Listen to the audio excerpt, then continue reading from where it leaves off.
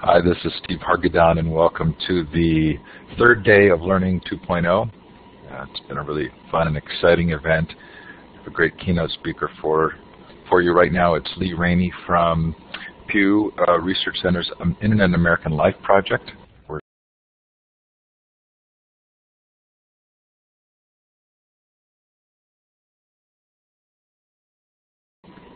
Click on that there. Thanks to our sponsors and supporters. Yeah, I had to come back into the room, and so I'm still downloading the slides. Thanks to our sponsors and supporters, Follett and Intel,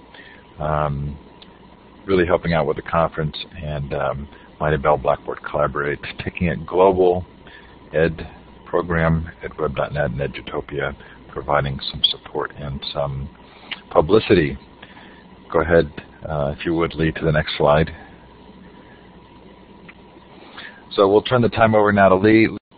Lee, thanks so much. Actually, before we do so, this is Lee's new book called Network, the New Social Operating System.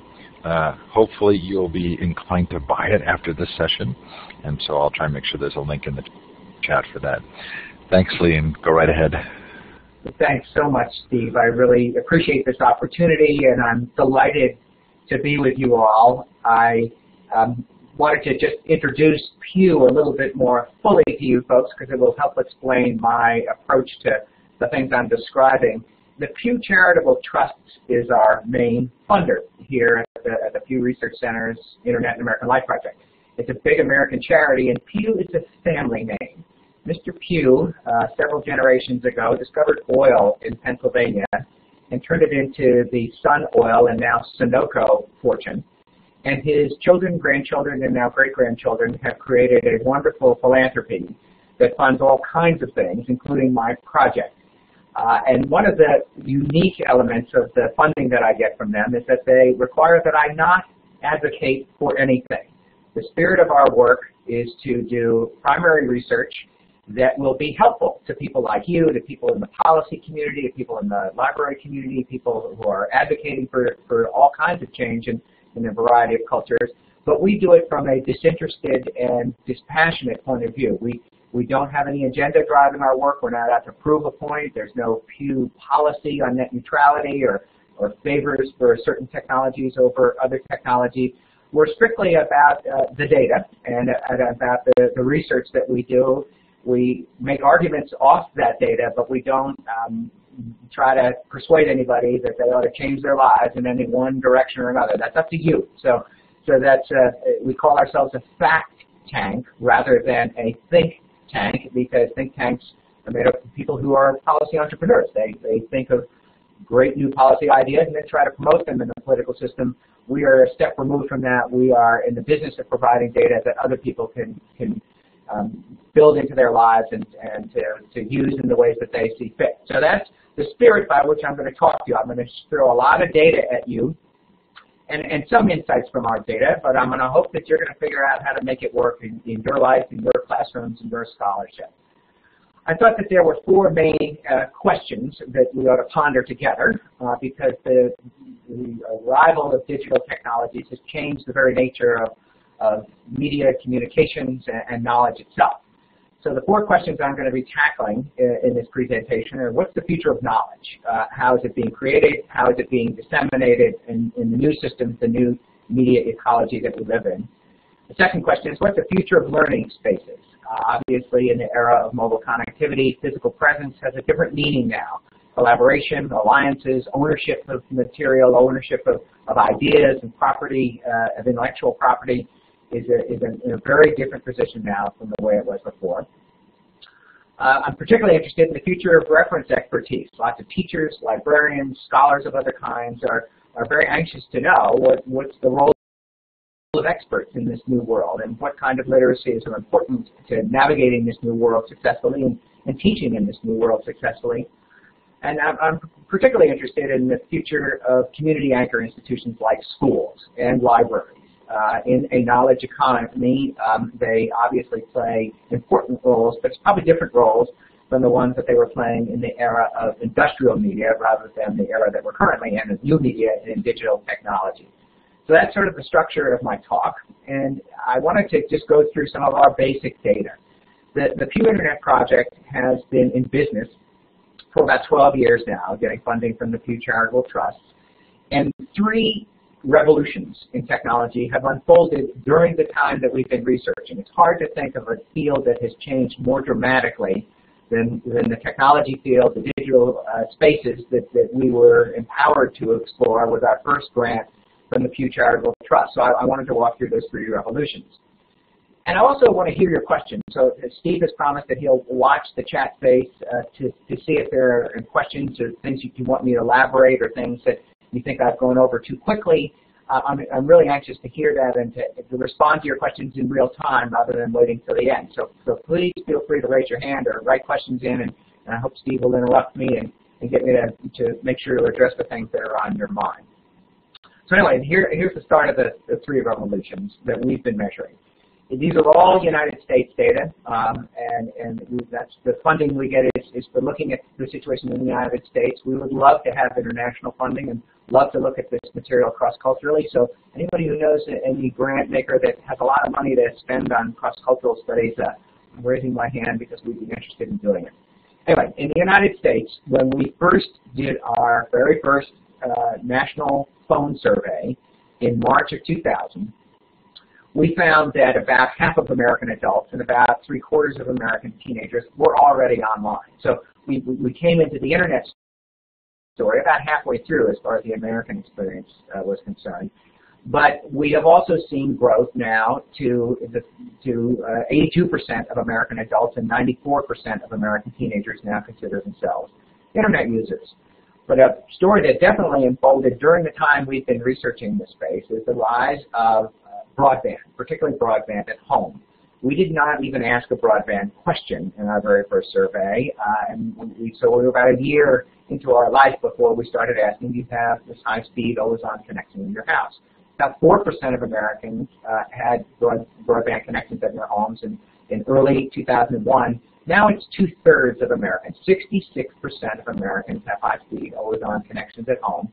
In the upper right-hand corner over there, you see 71%. That's the total number of home Internet users in the general population of the United States. So a very small portion of Americans still have dial-up connections, but the vast majority now have broadband connections at home.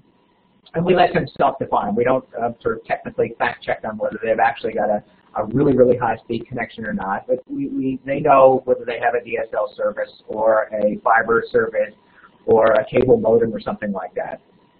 And the striking thing that we saw as people moved from the dial-up environment to the broadband environment is that they spent more time online, they did more things online, their repertoire of Internet activities sharply expanded, but the biggest single change, and probably the biggest change of the Internet era, is they became content creators themselves. I'm moving to the next slide just to show you that in America, this is a generational story. Broadband connections at home are most prevalent among younger adults and least prevalent among older folks, but it's still the case that 1/5 of Americans now who are 75 and older now have broadband connections at home.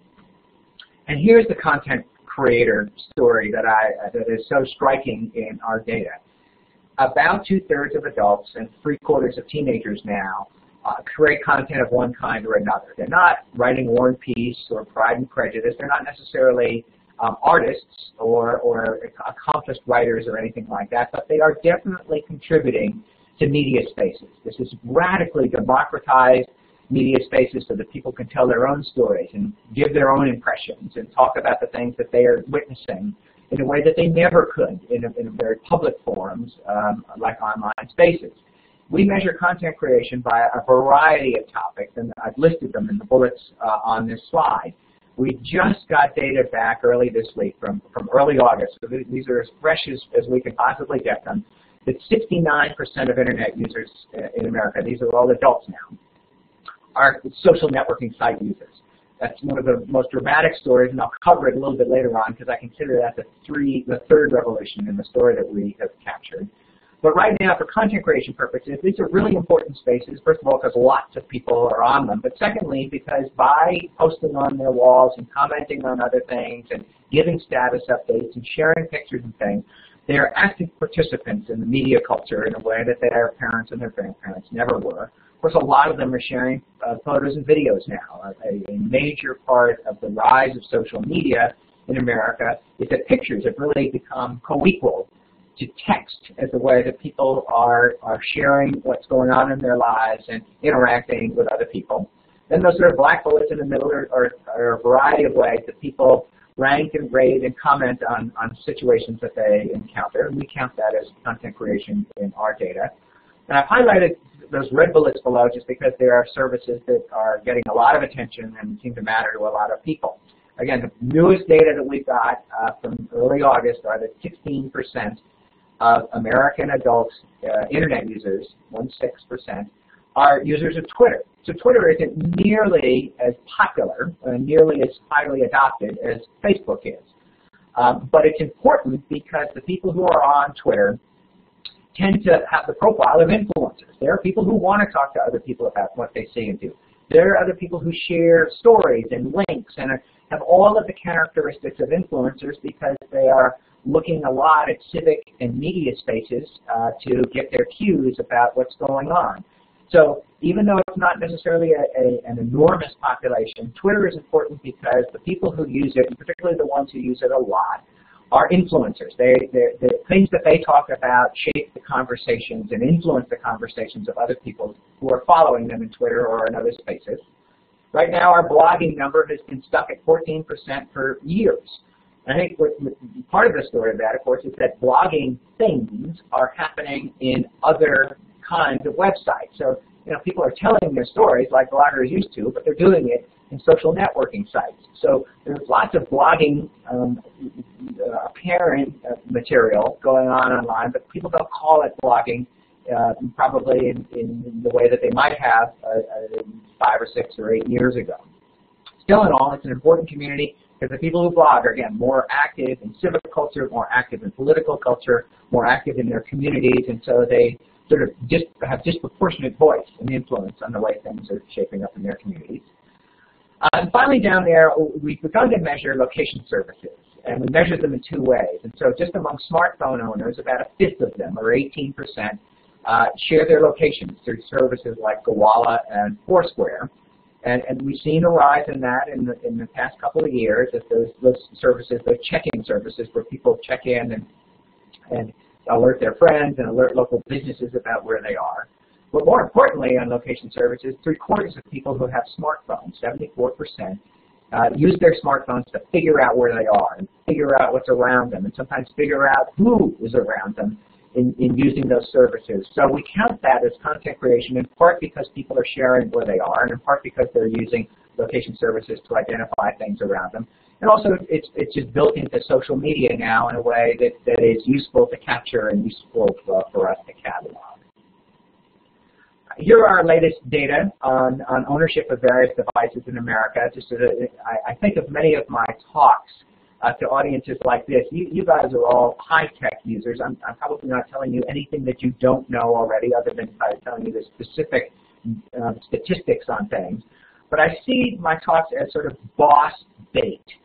I want it to be useful to you as you go back to your bosses and say, really, the Pew data shows that this world really is a big world, and these changes really are occurring in the wide population, and you ought to pay attention to them even if you are not necessarily avidly engaged yourself with this material. So here's some more boss bait for you. And I call your attention particularly to the bottom 2, the rise of e-book readers and the rise of tablet computers. There was a dramatic jump in ownership of both devices in that last holiday gift-giving season. In mid-December, ownership of each of those devices sat at around 10%. So 10% of the public had an e-book reader, 10% of the public had a tablet computer. Those numbers essentially jumped during the holiday gift-giving season as people gave them and received them as gifts. And so by mid-January, 19% of Americans had e-book readers and 19% had tablet computers.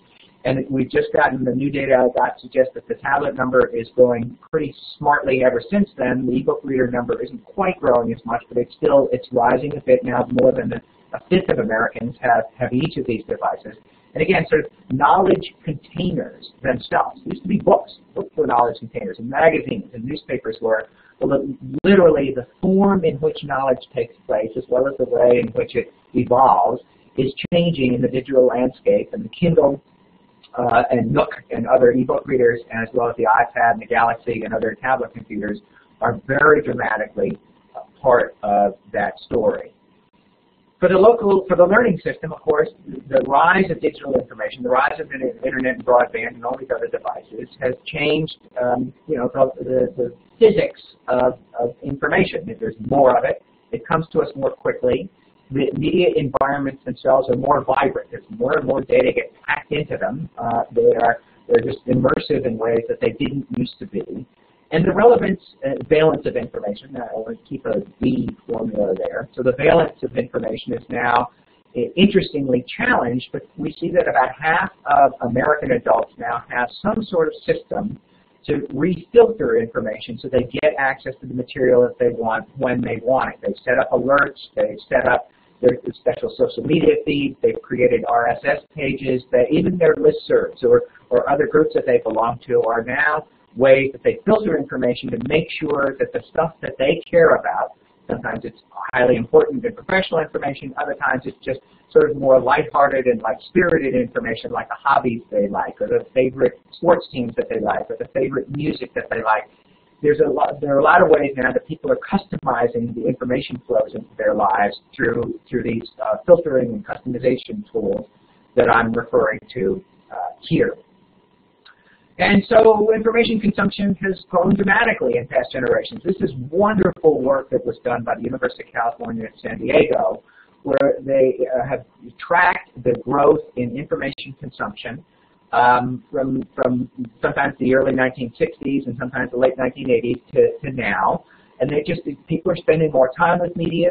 They're spending more time processing words that are coming into their life. They're reading a lot more than their parents and grandparents did as recently as 1980. And just that number, people are processing about 100,500 words per day and 34 gigabytes of information. I wish Pew Internet had come up with that data. I'm very jealous of the researchers who did, but it just shows you how much we live in sort of pervasive media spaces these days. And so that's how we measure the impact of broadband. It facilitates networked information. There are lots of ways now that the character of information has changed because it can be linked to, it can be added to, it can be lots of feedback, can be built into it. And so from a learning perspective, network information, first of all, means that knowledge is linked. And knowledge is not just text-based or video-based, it's often combined in multimedia presentations. Obviously, the capacity people have for self-paced learning has been growing. There are lots of ways now that people can upgrade their skills or just add to their funded knowledge or learn new things without necessarily going through the formal process of going through courses.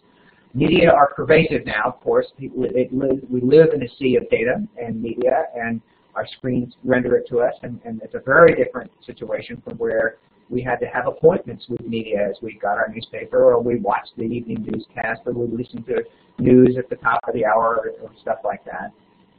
And of course, one of the most interesting elements of this change in volume and velocity of information is that there's a whole new class of businesses, as well as a class of people that are thinking about analytics. In the education industry alone now, there are just lots of new thinking about how to measure teacher performance, how to measure student performance and credentialing. How do you assess whether students are learning well or and mastering the material that's being given to them? There are new ways now that all this rich data that are being generated by people as they march through life, that it can be analyzed, and the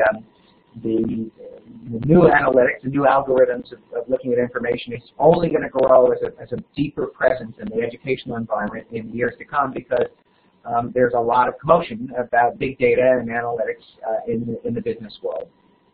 So of course for schools, this change from an atom-based or paper-based knowledge containers and paper-based rendering of knowledge to bit-based containers and bit-based rendering of knowledge, the whole process of thinking about where does knowledge sit now has been disrupted in this dramatic change. So that's the first revolution. Maybe I'll pause here, Steve, to see if there are any questions coming from the crowd that I would be wise to address at this point before I move on to the mobile connectivity revolution.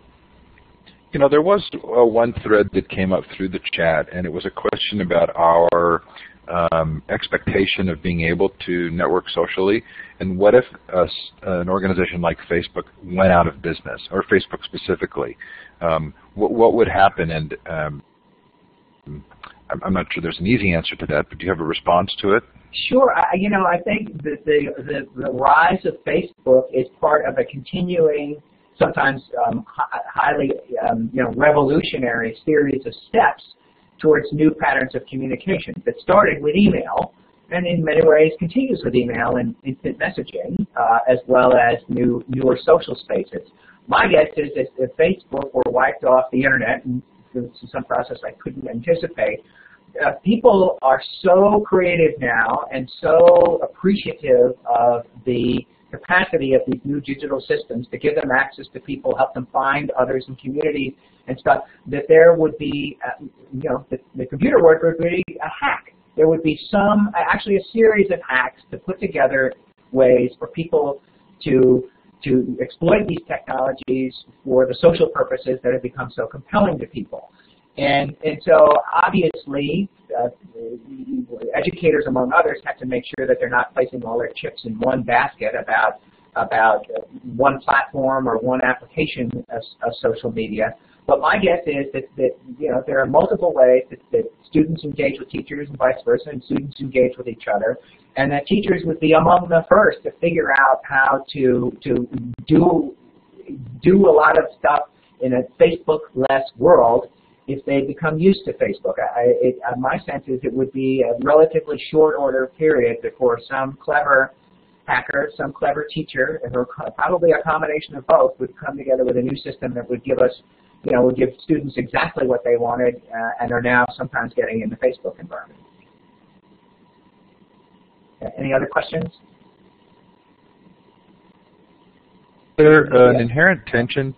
Was there a tension between our definition of permanent? We assume that if something gets posted on the web that it's there forever, and yet at the same time, if a social media company goes out of business, that we potentially lose everything that we have placed there.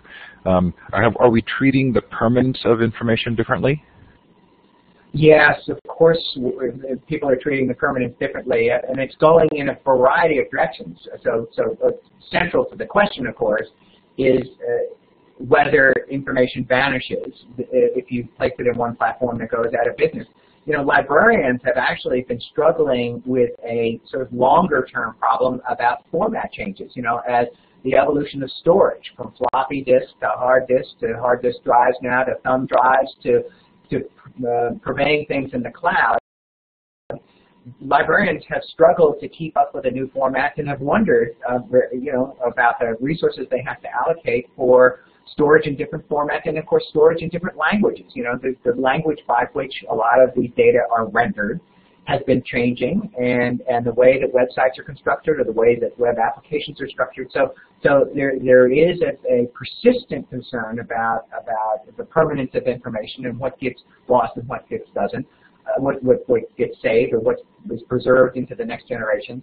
I call your attention, particularly those of you that might be outside the United States, to a wonderful resource here in the United States called the Internet Archive, which actually tries to archive on a regular basis as much of the web as is possible, and is now trying to make deals with cloud computing companies to make sure that that material isn't lost in the future. The Library of Congress is also thinking very dramatically about what they store, how they store it, in what format, and how they make that available to other people. So there are ways in which that's an issue. But the other side of the story, of course, is that there are some people who worry that information has become more or less permanent.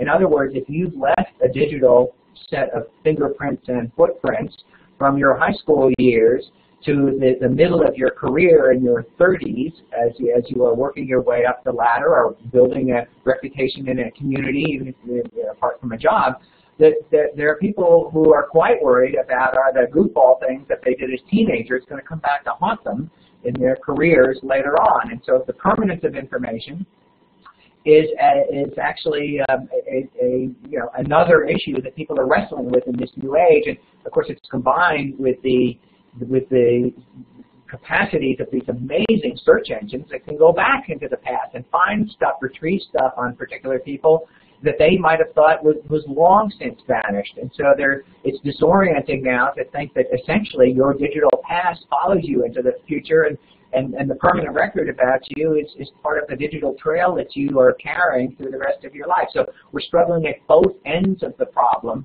in figuring out how to adjust social norms, educational practices in this new environment. And we're working our way through it, but it's not entirely certain that we're going to preserve everything that needs to be preserved, and it's certainly not entirely certain that we're going to be able to get rid of stuff that we'd like to be able to get rid of. Okay, thanks, Lee. I think you can move on. Okay, great. Well, the second revolution, which I should have labeled here as the second revolution, is mobile connectivity. And these are data from the CTIA, which is a trade association of mobile providers in the United States, that talk about how many millions of mobile subscribers there are, mobile subscriptions there are in the United States. And you'll see that by the end of 2011, there were 331.6 million subscriptions issued by American vendors. That's more than the number of people, the number of human beings there are in the United States. There are 315.5 million at the end of 2011. So it speaks to the nature of this hyper-connected society that we live in, that there are now more mobile subscriptions. People have a phone subscription and a tablet subscription. People have multiple phone subscriptions, and they might have a card that they slip into their laptop and stuff. So there are lots of ways now that we are using these devices to stay always on the grid and always available to people in many cases of our lives. Here's some of our data about mobile phone ownership. Again, this new data that I saw from early August shows that 89% of American adults have cell phones. So there are 11% who don't, and even though there are more subscriptions than there are people, there are clearly people in American culture, just as there are elsewhere, who don't have access to mobile phones. And it's partly a generational story, although now 50-year-olds in America are almost as likely to have a cell phone as 28-year-olds, which is a really interesting development. And again, on the far right there, you see that 2/3 of those who are age 65 and older have a cell phone. So it's now a very embedded part of American culture. In smartphones, we passed a real milestone in our data earlier in the year. And I'm sorry, the light went out behind me just here, so I'm a little bit more in the dark than I was before. When we do regular surveys about tech adoption, and we saw that in our early 2012 data, we had reached a tipping point. More people in the United States, more adults now own a smartphone than own a feature phone, the kinds of phones that only make phone calls and only do text messaging. Smartphones are ones that connect to the internet, have apps on them, and things like that. And those numbers will only get more pronounced as the gap between them will become more pronounced as the years go by, in part because smartphone prices are dropping, in part because fewer phone vendors are giving out just plain phones. And so this is, again, radically changed people's expectations about access to data and access to their friends if they carry around a ton of computing power in their pockets and their purses. Again, there's a generational story that's tied to the rise of the smartphone. More young people have them in America than our older folks, but again, it's now become a situation that close to half the population uses them. And a big part of the rise of mobile connectivity is the rise of apps culture. These are relatively old data. We haven't updated this survey in a while, but even in mid-2011, more than half of, or about half of American adults had apps on a device of theirs. They downloaded or they already bought a device with an app preloaded on it. And then, apps come in a variety of flavors. There are news apps, there are finance apps, there are sports apps, there are health and fitness apps, there are gaming apps, there are social media apps, and there are a lot of ways now that the rise of the apps ecosystem has enhanced the value of mobile connectivity to lots of users. And of course, from an educator's point of view, apps are really interesting because they sort of change the terms of engagement that people have with knowledge and information. When people download an app from an institution, they are saying this institution is one that I trust, or one that will give me what I want in this new information ecology. I'm not depending on the World Wide Web. I'm not depending on a search engine. I'm not depending on my browser to get me this information. I'm connecting to a specific organization, institution, sometimes a commercial one. And so the mobile connectivity now has sort of been it's generated hope, for instance, for media companies, that they can reestablish much more firm relationships with purchasers and with their customers in a way that they couldn't on the free browser-based searchable World Wide Web. A big part, of course, of the rise of mobile connectivity is the rise of text messaging. These are teenage data that basically show that text messaging has overtaken every other kind of preferred communication that they have with their friends. We ask them, how often do you communicate with your friends outside of the school environment? The school is a special place where they can't necessarily use every available technology. But text messaging now is far and away the most preferred way that teenagers deal with their friends, or most frequently deal with their friends. And of course, email, way down at the bottom there, is the least preferred way that teenagers want to deal with their friends, although I would point out to educators that at least in America, teenagers will pretty contentedly use email if they're dealing with an elder. If they're dealing with a teacher, if they're dealing with a family member who's older, if they're dealing with a scoutmaster or a team coach or something like that, email is perfectly fine for that. But when they're dealing with their friends, email is way down the list of ways that they prefer to communicate. And so this environment has also really changed the media ecosystem. Obviously, there are new access points to knowledge. That AAA reference at the bottom of the left-hand column there means anytime, anywhere, any device. Just means that people now expect, particularly if they've got a smartphone or a tablet, that they can get access to whatever media, data, or knowledge that they care about in a few clicks or swipes of their hands.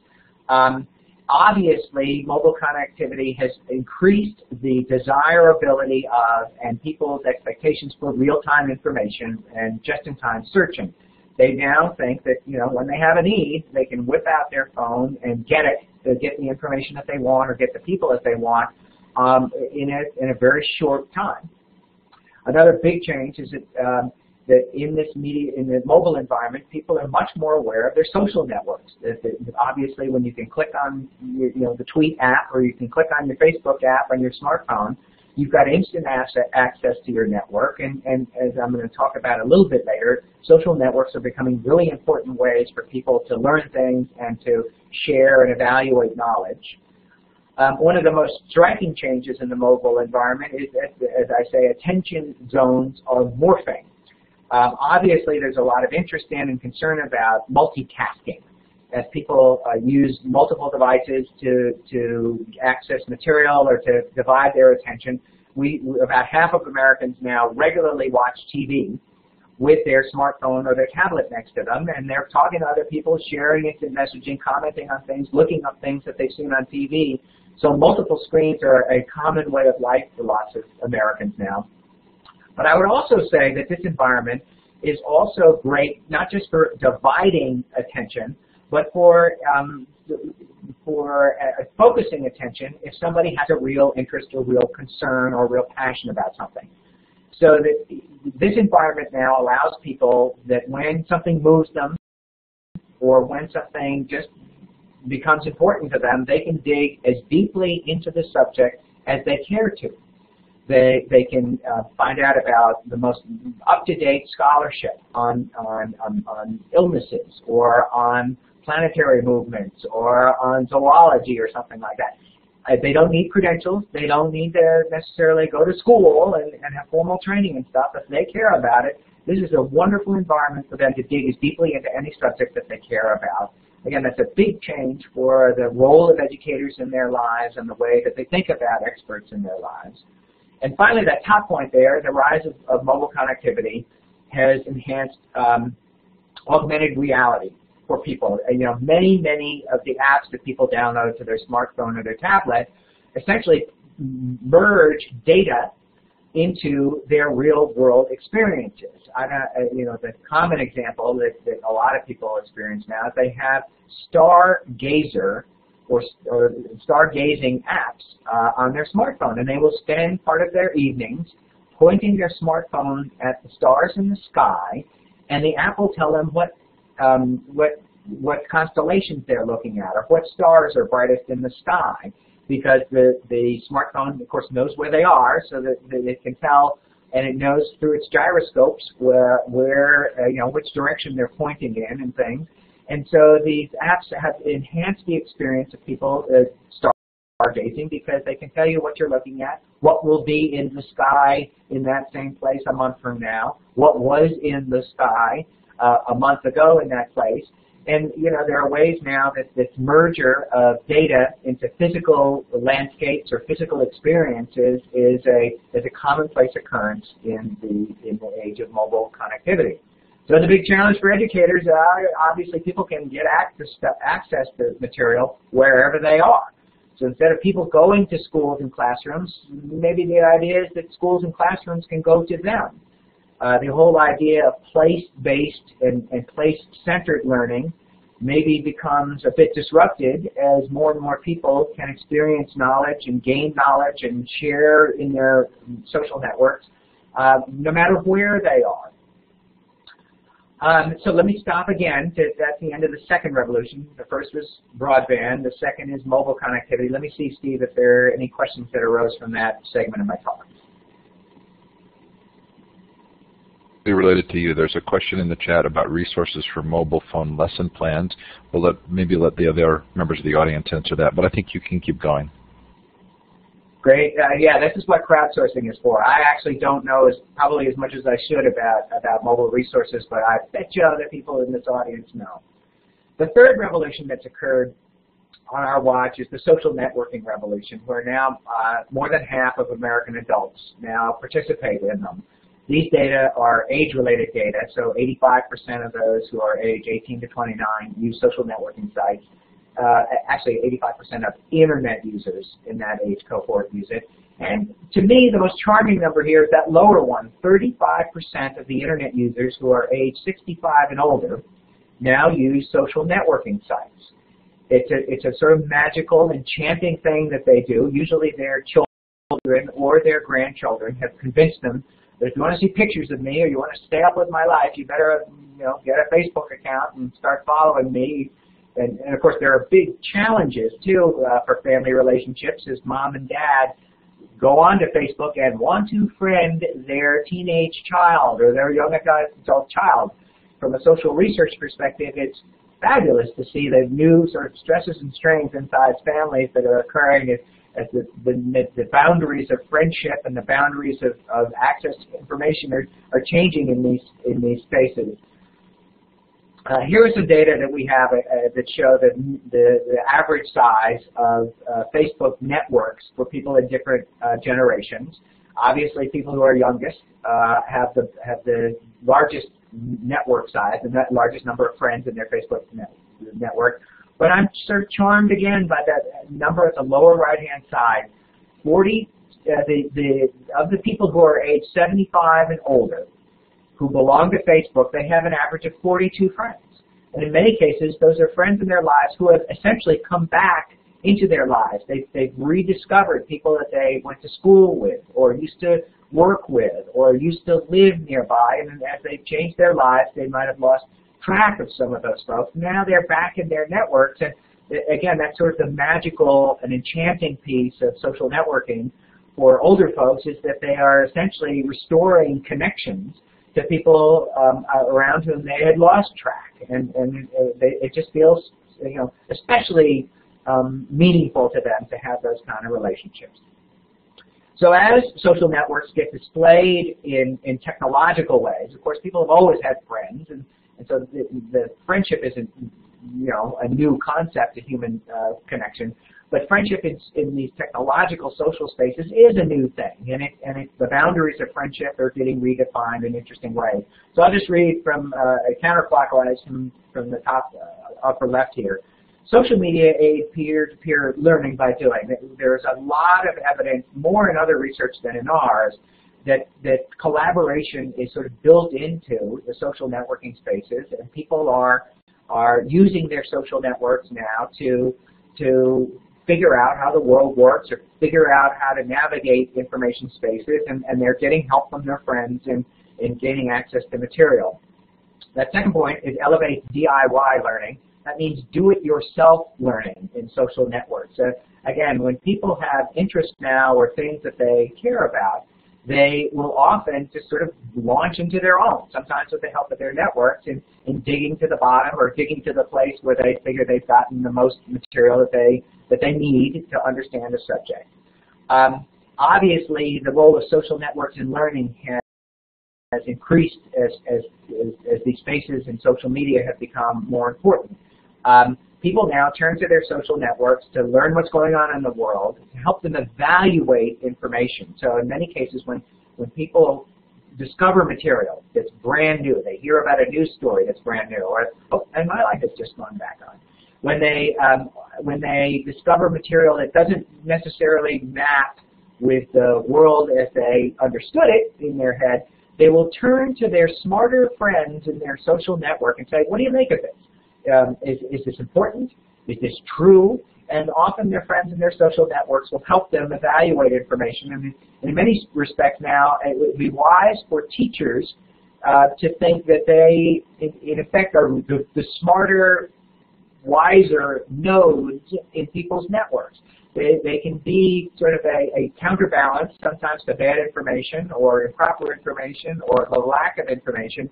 But think of it as in many cases they are allies rather than experts along the journey. They're helping people in the spirit of a friend helping someone rather than a teacher standing up in front of a class and lecturing to someone about what's right and what's wrong and what's true or not. I say here that social networking has changed the character of social networks. There are a whole bunch of ways that we see that in our data. First of all, networks are getting bigger. Thanks to people being able to find others through friends of friends or whatever process, they're adding more people to their networks, both at the intimate level as well as the more far-flung level of acquaintances. So networks are getting bigger, and that means that people have access to more people when they have needs. And networks are becoming more segmented as well. In the old days of village life or old days of tight-knit family life, most everybody depended on everybody else for the same kind of stuff. And so health questions and finance questions and skills questions and knowledge questions were all handled by the same core people in those tight networks. Well, now that networks are bigger and getting more segmented and are getting looser and more far-flung, people sort of have different categories of their networks or different parts of their networks that they turn to when they've got questions. So they will rely on one segment of friends to help them with a health question, another segment to help them with a finance question, another segment to help them with a question about social support, another group of their network to help them just to learn things about a particular subject. And so networks have become more segmented in this environment. And then networks are also really good for people just to be audiences for their social media creations. In this environment where 2/3 of people are creating stuff, we need people to pay attention. And a lot of times, if you think about your own experiences in social media, you are trying to post material to show that you're useful, to show that you know things, to announce to your networks that you have discovered something that you think they might be interested in. And so this audience capacity that network shows is a really interesting new dimension of the way people are using social networks. And the final point here is I say that networks facilitate the rise of amateur experts. There are ways now that without credentials, without necessarily formal training, without necessarily all the right punch-off on skills acquisition, that there are ways that amateurs are contributing to knowledge creation, contributing to the fund of information and data about the world, and it's really changed, in many cases, the character of learning spaces. And so this rise of peer-to-peer learning and a rise of amateur experts means that experts, like teachers and like the people who teach teachers or like librarians, now have to share the stage with amateur experts as they are trying to make sure that people learn the best information and are aware of the most correct information in the world. And so all of this stuff, the three revolutions, the broadband revolution, the mobile connectivity revolution, and the social networking revolution, has changed the way that information plays out in our lives. At Pew Internet now, one of our mantras is, mobile is the needle, social networks are the thread through which information passes into people's lives. Mobile means that information moves around us, it moves anytime, anywhere, it puts information available to people at their fingertips, it magnifies people's need for timely information, just-in-time information, and it makes information much more location-sensitive. And social networks then amplify each of those things because they make sure information is around us all the time through our social connections. Our social networks now provide us information from a variety of sources in a way that, for instance, newspapers used to provide us information from a variety of sources. Networks now give us instant feedback. If we're doing something, if we say something, there's every chance that somebody on our network is going to respond to it, sometimes affirming it or amplifying it, and other times criticizing it. So there's a whole new dynamic in the way that information is processed in these systems. And then, obviously, the most important thing is people are now creators of information themselves as well as sharers, so that there are ways now that information, as it passes through networks and is amplified or disseminated through networks, it again sort of takes on a new quality. So I'm going to race through these next slides just to make sure that I get to some of the end slides that matter to me. I argue that in this new environment, new kinds of learners emerge in these spaces. I'm sorry these text blocks sort of bump together. If you download the slides from Steve or from our website, you'll see that they are a little bit more discreet here. But the hallmarks of these new learners are several. First of all, they're more reliant on feedback and response than people used to be in the era where only teachers graded our papers and only adults passed judgment of whether we learn things or not. Now people are getting feedback and response to everything that they create. When they posted something on their status updates or when they commented on something, they are getting feedback as well as more formal channels of learning. So feedback is much more embedded in the process of learning. People are more self-directed as learners. They've obviously got the tools now to venture out on their own and find stuff that interests them. In this new environment, they're also better arrayed to capture new information. And by that I mean it's just as easy through alerts, through RSS feeds, through finding experts and others who share the same interests that they do. They can venture out on their own and find sort of expert commentary or other people who are on the cutting edge of subjects and who can pass along new information to them through their tweets or social media of other kinds. So that people now have set up these warning systems and these filtering systems to get the information they want.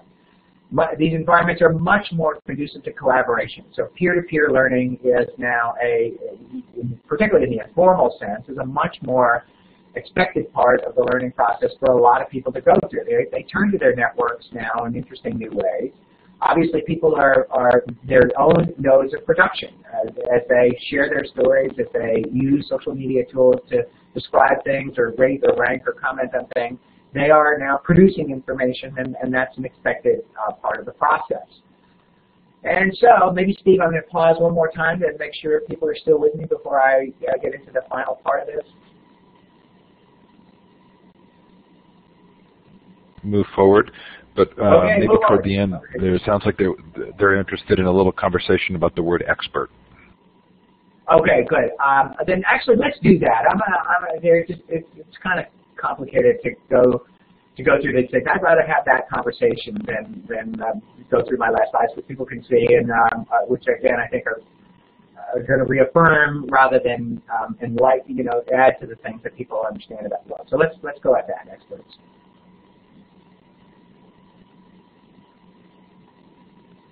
So the question was, G. Lovely asked, I would love for Lee to define expert.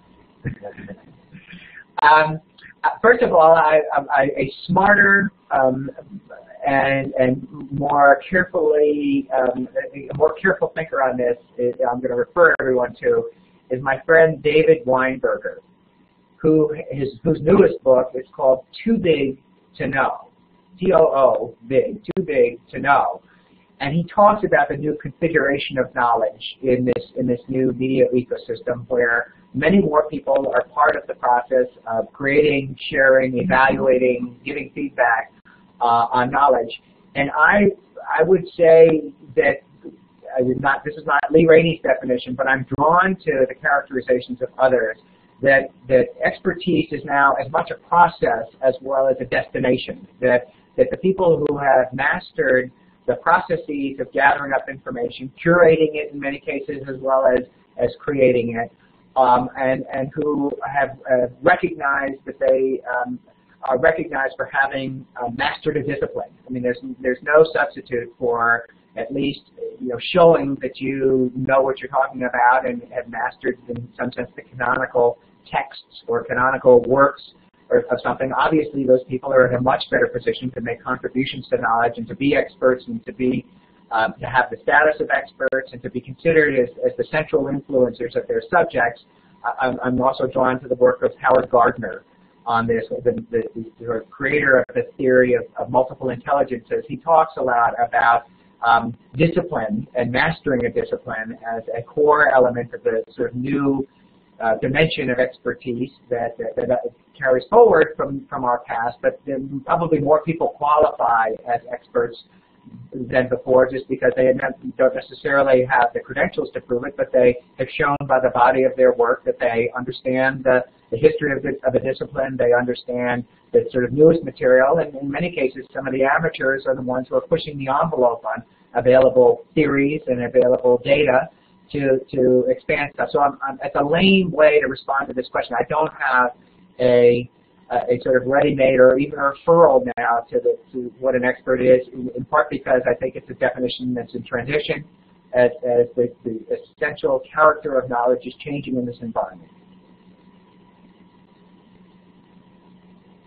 So there's some discussion about recognition and credentialing, and especially in this environment in which a person's ability to manifest their work is probably more reflective of their expertise or knowledge than maybe a formal credential would be. How do you see this changing? Well, that's obviously part of the content creation story, and there are now a lot of, as far as I'm concerned, every academic discipline that I know about is in the middle of a transition towards not necessarily entire reliance on peer-reviewed journals as the definition of successful scholarship or the definition of sort of credentialed additions of expertise. You might have seen that the rise of quarks was the work of the Hadron Collider.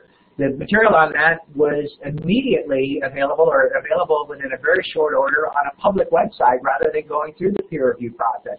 And the Public Library of Science now does a tremendous amount of work much more quickly than the peer review process in getting out material, having it evaluated in real time, or at least where lots more material is available. And so I love the phrase you used, Steve, about expanding it and showing mastery, not necessarily through a formal credentialing process, but just by the body of your work. If you've shown that you've done a decent amount of work, and curation now is an essential part of that for teachers. I don't think there are as many people now as before who think teachers ought to have the answer to everything.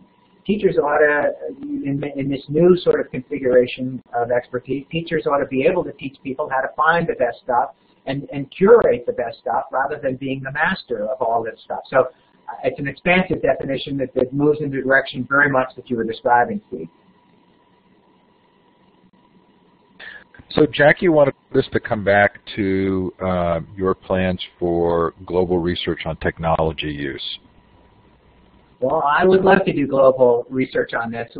We get a very nice funding from the Pew Trust to do American work, and it costs a lot to do work in other cultures. It costs a lot to do it in America, so it's only a resource question. I think what's most interesting to me now, if I hit the lottery, or my fairy godmother gave me a new pot of money, I absolutely think that the most interesting and most important new technology development that's going on in the world is the spread of cell phones in less developed nations.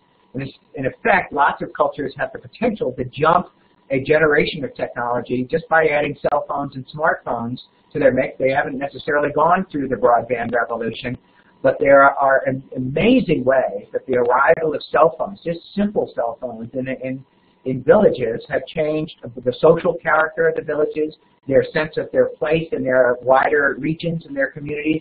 Obviously, dramatic changes are taking place when cell phones come into people's lives as they become economic agents. They're selling their crops, or they're selling their fish catch, or they're trying to find out as consumers where are the best prices that they can pay for available goods and services.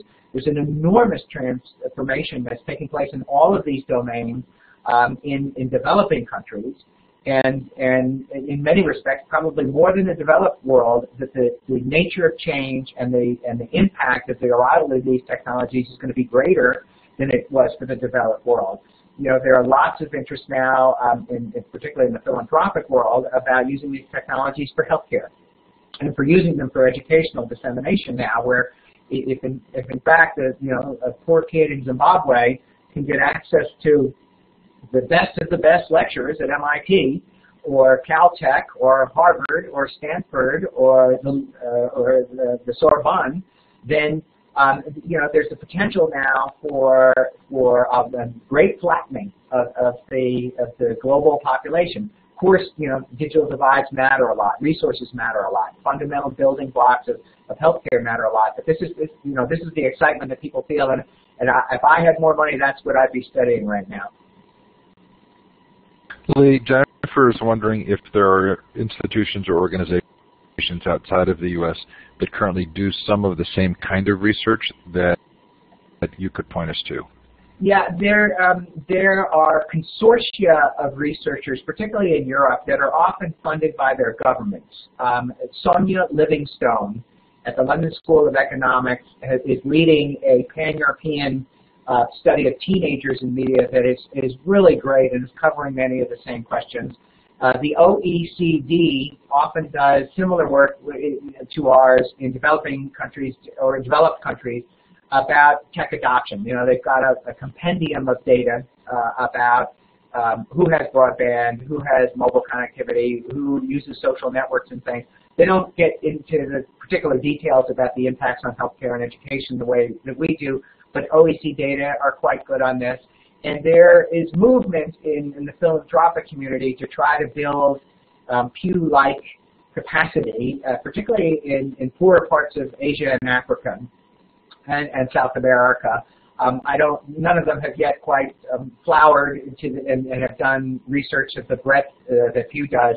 The other resource that I would point you to is my colleagues just across the hallway here at the Global Attitudes Project. If you look for global attitudes in Pew, you will find data that they've been gathering for about a decade that mostly focuses on geopolitics and major political questions, but they've begun to gather technology-related data in some of their surveys in dozens of countries. So at least they're getting readings on the level of adoption of cell phones, the level of adoption of social media, computers, and things like that. So I would point people to that. And there's also the Center for the Digital Future at USC also has some cross-cultural work similar to ours. Terrific. So I'm putting the link to Lee's new book in the chat.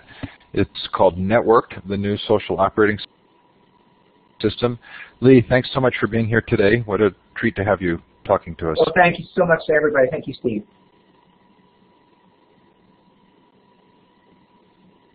So I'm using the applause button, which is, granted, is hard to find.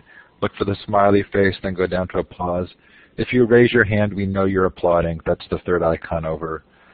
Thanks, Lee. Thanks, everybody, for being here. We're almost at the top of the hour. We have 2 sessions coming up right after this.